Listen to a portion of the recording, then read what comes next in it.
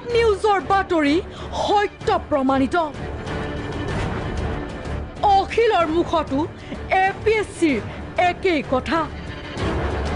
কিন্তু কিয় গ্ৰেপ্তাৰ নহল ন্যায়িক বিষয়া লোকসেৱা আয়োগ তাৰ যি পৰ্বত সমান কেলেংকাৰী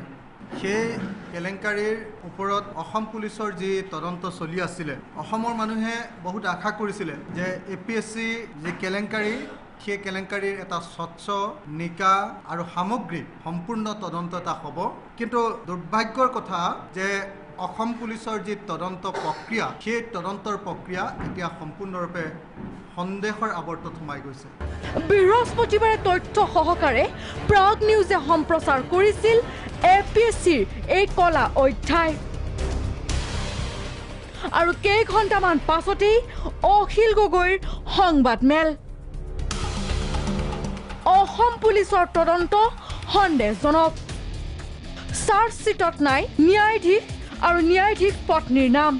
সুৰজিৎ চৌধুৰী বুলি মানুহজনে পইচাটো গোটাই দিছে সেই পইচাটো দিছে এডভোকেট শৈলেন্দ্ৰ শৰ্মা বৰুৱাক শৈলেন্দ্ৰ শৰ্মা বৰুৱাই সেই পইচাটো নি ওদালগুৰিত এগৰাকী জাজৰ পত্নীৰ হাতত দিছে অথচ এই চাৰ্জশ্বিটখনত কিন্তু সেই নিৰ্দিষ্ট জাজজন আৰু তেওঁৰ পত্নীক চাৰ্জশ্বিটেড কৰা হোৱা নাই তৰুণ গগৈ হিমন্ত গৌতম ৰয় গ্ৰেপ্তাৰৰ দাবী অখিলৰ তৰুণ গগৈ হিমন্ত বিশ্ব শৰ্মা গৌতম ৰয় অন্ততঃ এই তিনিজন মানুহক গ্ৰেপ্তাৰ নকৰাকৈ এপিএছচি কেলেংকাৰীৰ তদন্ত কেতিয়াও সম্পূৰ্ণ নহয় তেওঁলোকৰ ওপৰত সুৰজিৎ সিং পানেশ্বৰ মৌন কিয় তদন্তৰ আওতালৈ নাহিল বহু অভিযুক্ত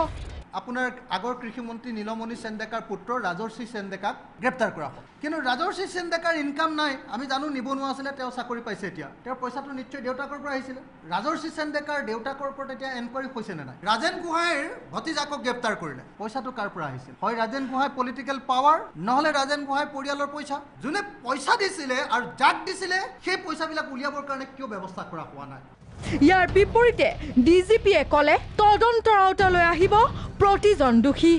এপিএছচি স্কেমৰ লগত যিবিলাক ব্যক্তি জড়িত আছিলে মানুহ ধৰা হৈছে আৰু এতিয়া যদি ভৱিষ্যতে আৰু যিবিলাকৰ নাম ওলাইছে বা যেনেকুৱা ধৰণৰ অমুকক পইচা দিয়া তমুকক ফেভাৰ লোৱা এনেকুৱা ধৰণৰ যিবিলাক কথা ওলাইছে